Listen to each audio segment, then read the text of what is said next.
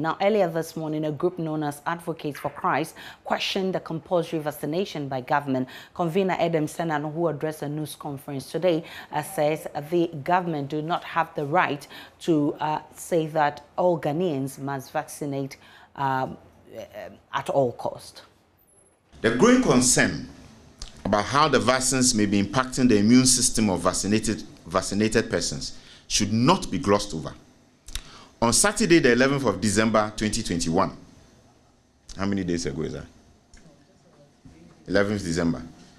Dr. Gili Rejev Oche, Director of Infectious Diseases Epidemiology at Sheba Medical Center in Israel, expressed her worry about the fact that even persons who had received 2 shots of Pfizer vaccine did not have any immunity against the Omicron variant. She also added that such persons might also be exposed to serious disease if their immune system continued to be affected this way. As a country, we need to be very concerned about these situations which are happening globally and be very cautious about how we proceed. It is in this context that we therefore call on the President, His Excellency, Nana Addo Dankwa Akufo-Addo, to support the rights of citizens by curtailing the drive to implement mandatory vaccinations. Vaccinations can continue, but they should not be made compulsory. And indeed, the data on countries that have gone ahead of us must be properly interrogated and analyzed. Let's interrogate and investigate what is happening in the countries that have done much more vaccinations. How well are they doing compared with Ghana? We should also invest in research. How come Ghana has done so well without vaccines? If you walk around now, you see many Ghanaians walking around comfortably with no issues. We are entering Christmas, and this variant, which is supposed to produce a mild headache, is about to create severe headaches for all of us.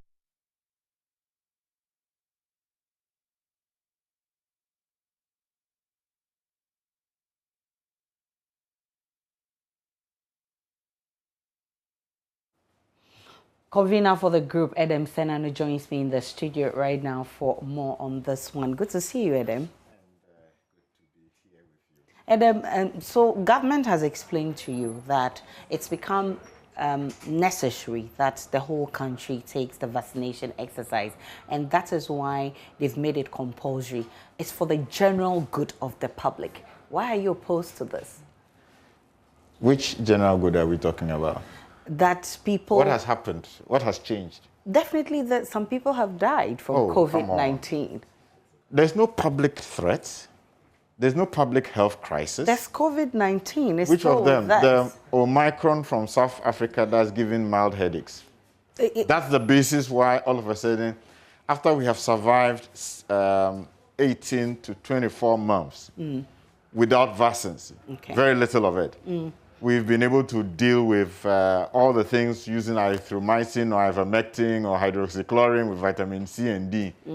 The whole of Africa has done very well. Then all of a sudden, in the last quarter of 2021, they come and say compulsory vaccination. Where's the data supporting this? Definitely, the health ministry and the Ghana Health Service, they do a lot of research into some of these things, and they know the situation in which we are. If you're talking about mild headaches, don't forget that there are people who are vulnerable, people with underlying diseases and all of that. Those people do not survive COVID. The health experts have told us that the Omicron, it's a milder version of the Deltas and the whatnot we started out with. Even with the Deltas and the rest, we survived. 99% of those who were positive recovered and were discharged. 1%, largely with underlying conditions, are those who passed on. It makes sense that our meager resources, therefore, should be applied to people with underlying conditions, because we can tell that they are the ones likely to become susceptible to this. So there's really no basis at the moment, at this point, because of Omicron, which is not as virulent as and potentially deadly as the earlier ones that came. At this point, we are now saying we are going to do compulsory vaccination. When the countries that went ahead of us, those who took the position that you needed 80% coverage to build herd immunity, look at the turbulence there. Israel, they've done the 2 jabs, they've done booster 1, they've done booster 2, they've done booster 3, they are now thinking of booster 4, and there's still confusion. Okay. Look at Ireland, look at UK. All the countries that have taken that trajectory appear to have issues. Countries in Africa where we were blessed not to have vaccines, we have done much better. Why aren't we studying how come the therapeutics, just applying drugs, has done better for Africa and Ghana than vaccines? What is the necessity at this point to rush into vaccines when we don't even know? By the way, some of these things should not even be called vaccines. These are mRNA agents, which in terms of the traditional definitions of vaccines would not have been qualified as vaccines. Really? Yep.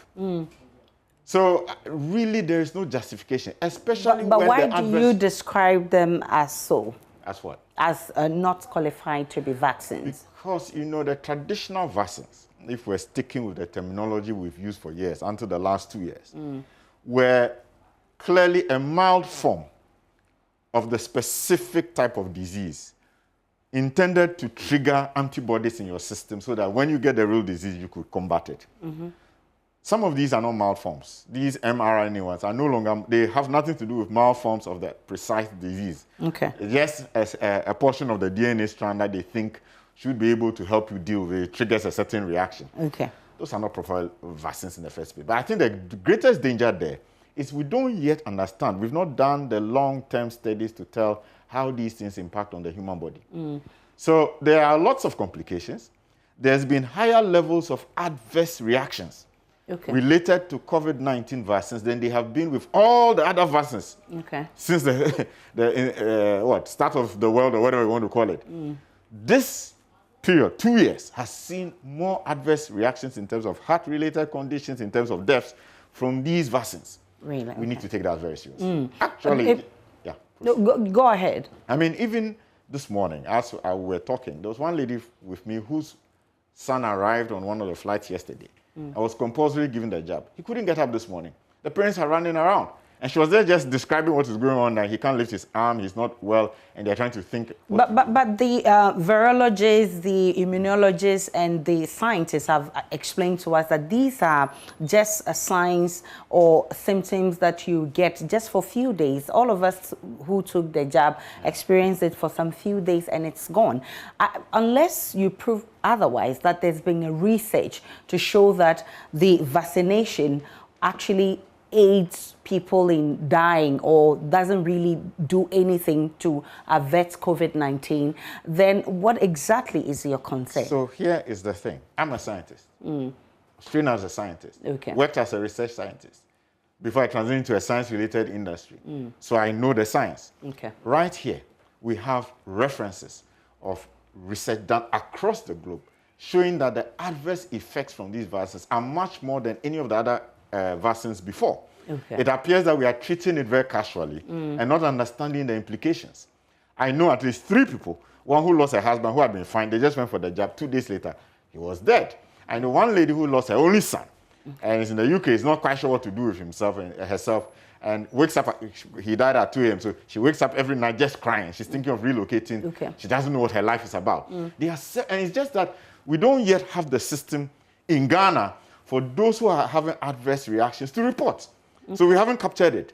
But there are many more people being adversely affected by this than before. Now, if we're having a situation where there was a crisis, and then you say, let's do the mandatory vaccinations, that will make sense. Let me tell the story of one lady who's in the UK now. By the 24th of December, the UK's process is that you should be vaccinated or else you might lose your job.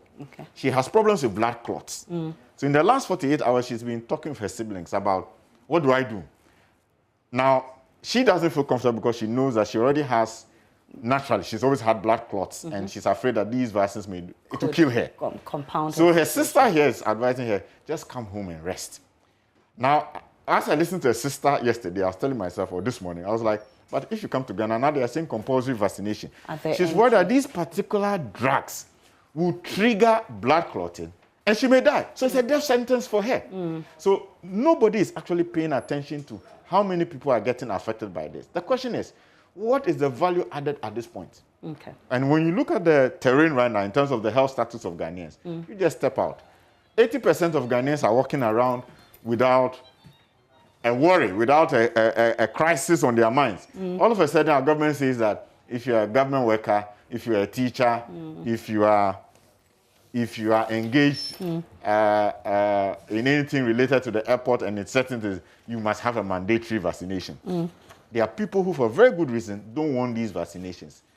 What is the crisis? What's the public health threat that is compelling us to say, as a matter of force, we are insisting that you must get vaccinated? So your concern is not because people are being forced to take the jabs, but it's because you feel there's something wrong with the jabs that they are giving the people? Levels. There are the rights issues when you force them. Okay. We are okay with the social distancing, using a face mask, all the hand washing, all the protocols, COVID-19 are fine. We are not even saying that vaccination should stop. Okay. I mean, for anyone who's comfortable, go ahead and get vaccinated, because there are some vulnerable groups who may benefit much more because they have certain conditions that the vaccination may give them a longer life if there is any threat of getting affected by the virus. Okay. However, there are many more people who don't believe they'll be affected, who may have other reasons why they don't want to take the vaccination. And we are saying there should be no compulsory vaccination, because our understanding of Articles 12 to 15 clearly state that these are rights of citizens that should not be compromised. Again, in Article 14, that gives a leeway that says that the rights of personal liberty may be restricted. It does so in the context that you have been found to have a contagious disease or infectious disease, in which case, what it describes is that it's, for example, that you will be quarantined. It does not say that somebody should then forcefully inject you. There's no such thing in the Constitution. But do you also take note of the fact that, I mean, even though you have rights, you have responsibility to protect others. And so if you contracting COVID and you may be asymptomatic and I may be symptomatic, you not vaccinating and contracting the disease could be harmful to me because you'll be severely ill and I could also get it from you. Yes, I think that argument is really flawed. It's flawed to the extent that, look at the evidence in Ghana. 99%, it's almost like getting a cold and getting through the cold. Okay. 99% of those who got COVID recovered and got discharged. The 1% who got severely affected and died were people largely with underlying conditions. What does that tell you? It tells you that the vast majority of Ghanaians will get through this and build natural immunity. Okay. The few who we can tell might not get through that are the ones who therefore should be intentionally encouraged through education that come for the vaccination, because from the data we have locally, and that's the point. The point is that when we look at the data for Africa, look at the data for Ghana, and compared with the data for the high-flying Israels and whatnot, there's a question about methodology. Those who have said vaccination is the way to go, today, where are they? They are not doing well. So what's the logic behind also promoting vaccinations when those who have gone ahead of us are not doing well? Those who didn't have access to vaccines and focus on the therapeutics, erythromycin with vitamin C and D, ivermectin with vitamin C and D, hydroxychloroquine with vitamin C and D, they have done better. They have had more people recover and be discharged. Okay. So what is the interpretation being given? What data are we analyzing to now say, start vaccinating everybody?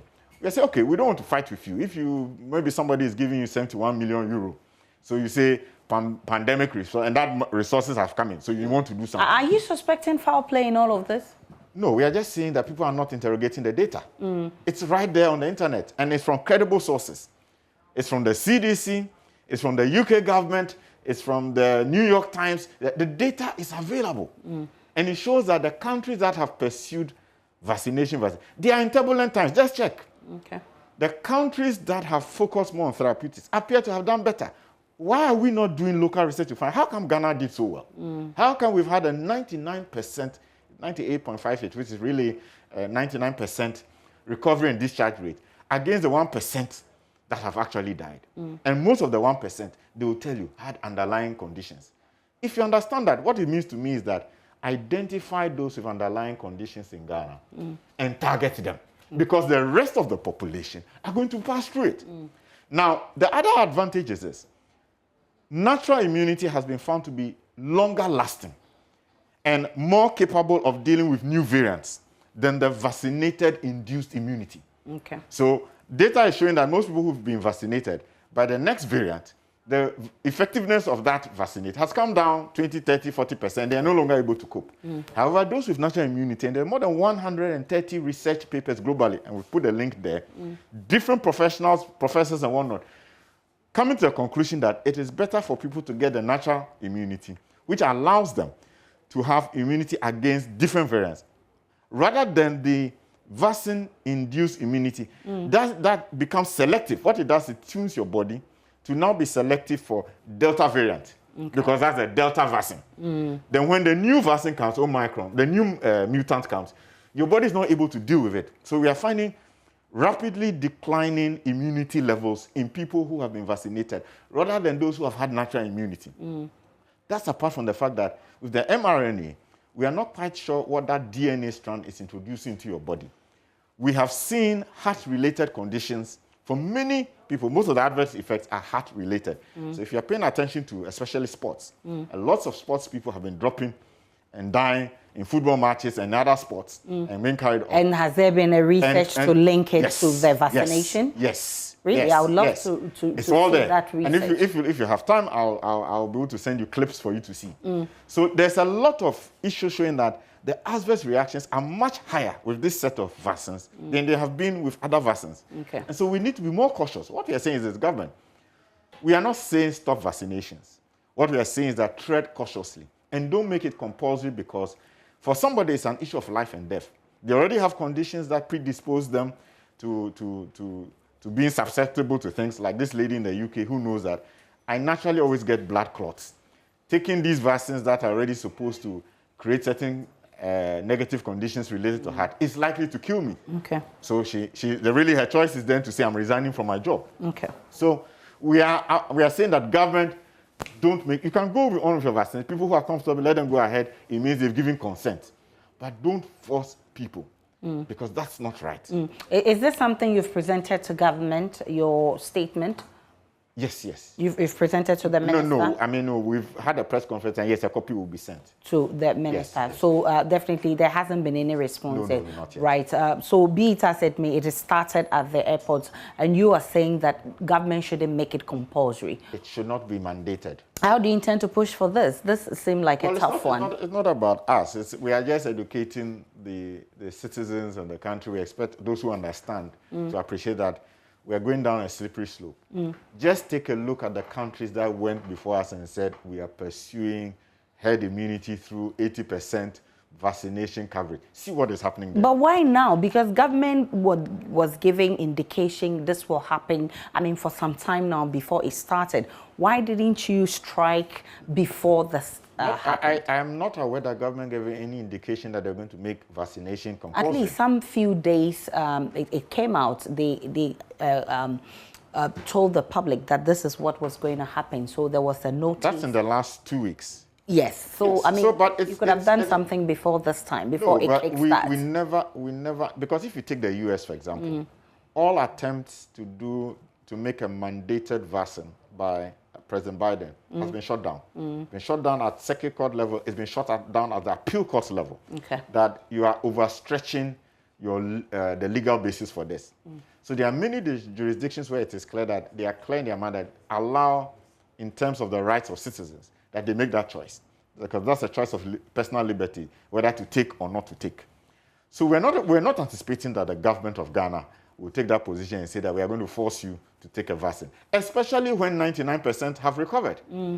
I mean, the science and the evidence on the ground does not support the decision we are taking now. We are not quite sure what data they are looking at. We are not sure where the public health threat or public health crisis that leads to our minister saying that he's making this mandatory, where it's arising from. All right, this is something we'll be monitoring and see what comes out from the Ministry of Health.